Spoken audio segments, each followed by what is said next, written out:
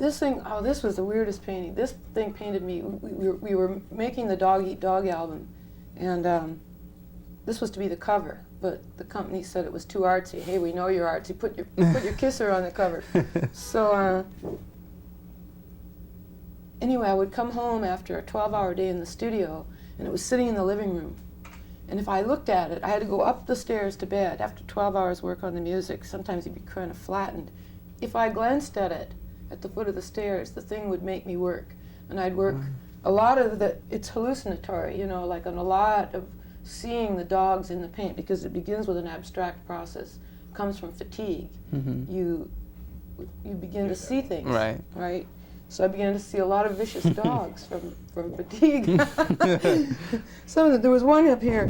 It looked so much like Richard Nixon for a while. This guy, he's got like, there's a self-portrait in it. There's a cheekbone and teeth, nostrils. There's God Dog over here. He's got sailboats for teeth. He looks pretty bored. Actually, God Dog. And there's Jesus Dog here too, the crucified one.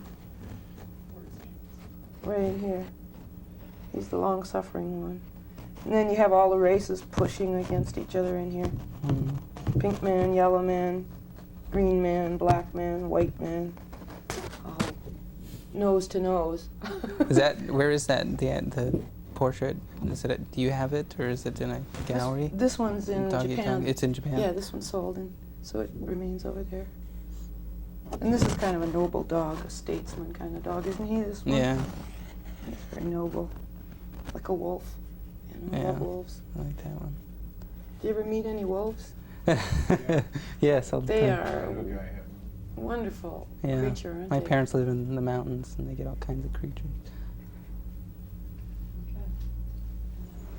Charles Mingus. Say that again, please. He had like... Say that again. Okay. He wasn't rolling.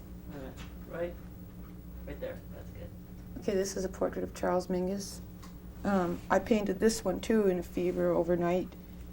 When I met him, he was in a wheelchair, and his hands, which were big to begin with, were swollen. They looked like he was wearing baseball mitts, you know. That was a unique project for you too, Wasn't as well. it? Yeah, really something. Is that something that you really treasure, or is it? Yeah. That was fantastic, really. He sought you out, actually, didn't he? Yeah. Yeah, it was like Rumpelstiltskin. He had a project in mind, which was a peculiar kind of thing, and this was to be his last project. When he discovered he was dying, he called a friend of his who was not a religious person by any stretch of the imagination. And he said, Daniele, I'm dying. I want you to come over here and talk to me about God. And Daniele said, oh, you're talking to the wrong person. So he went out and he bought him T.S. Eliot's Quartet. And Charles tried reading it. And Charles's wife was quite literary. She belonged to, she had a New York magazine of some kind. Anyway, she read it to him and translated for him. So he gets this idea that he wants to do a piece of music with an Englishman with an Oxford English accent reading from the quartet, pausing, and then me paraphrasing it, spoken, against this cacophony of a full orchestra, and he wanted me to play lead acoustic across it. So I went out and I got the quartet and I read it and I said, Charles, I can't condense this stuff. I'd rather paraphrase the Bible than this. You know, I think I can see where his inspired lines are and where his filler is. I think I can see what I could take out, but somehow or other the filler is the necessary chain. I can't do it. So he wrote 6 songs, which he called Joni 1, 2, 3, 4, 5, 6. And when I went out to visit him, there was one melody that jumped out at me, which became a song called Chair in the Sky. That was the first one I liked, and I said, what kind of a theme do you hear? What subject matter do you hear for this? And he looked at me really wryly, like with this real wry expression. Well, I'll show you the expression. It's in here. It's small, though. See if you can capture this. Yeah. And he said, well, that's about the things I'm going to miss, motherfucker. You can edit that part out. So, anyway, that song is pretty much about, you know, he's talking about next time when I come back, I'll be bigger, I'll be better than ever, I'll be rich as Standard Oil. And,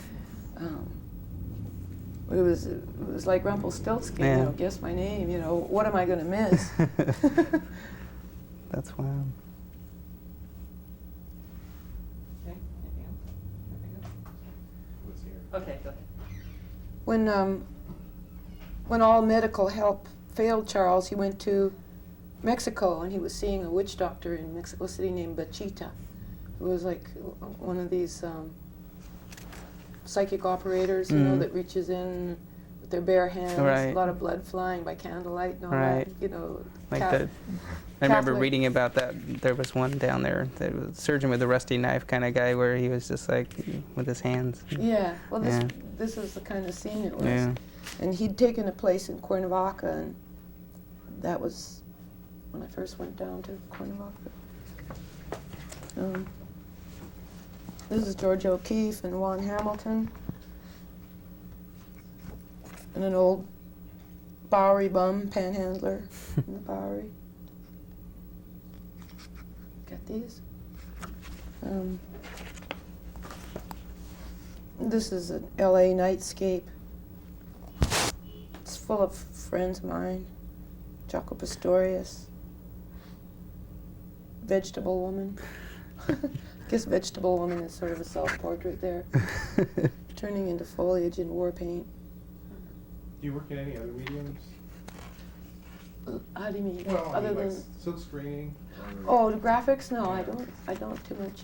I draw, and they would translate really well into etching kind of things. But no, mostly I've been messing around with paint. This is called Still Life with Commotion. It's a portrait of my husband in Dalhousie Castle in Scotland.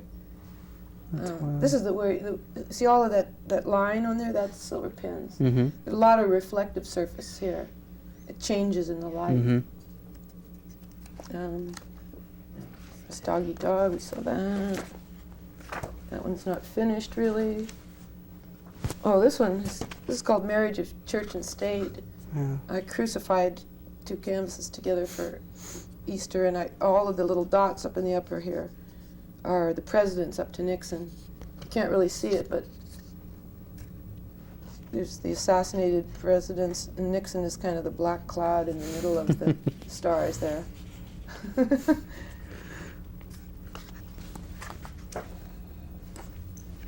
These are some of the early abstractions that I got into. I was not a fan of abstract art until I began to pursue it. Now I adore it. It's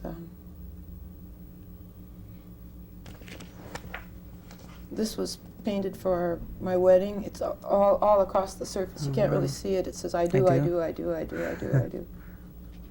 And I do. I still do. I do. And this is called Birth of the Earth. It's kind of the Earth is seen as a, afterbirth thing. Big Bang. That was one of the early prototypes for the album cover, painting on the photo.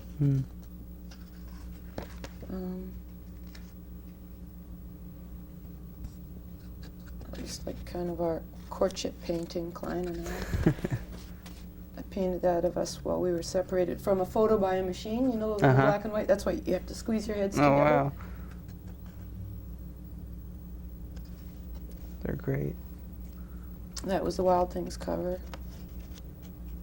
That one I'm going to scribble and roll all over like the Still Life with Commotion one. It's not finished really. I mean, I have to have another go at it.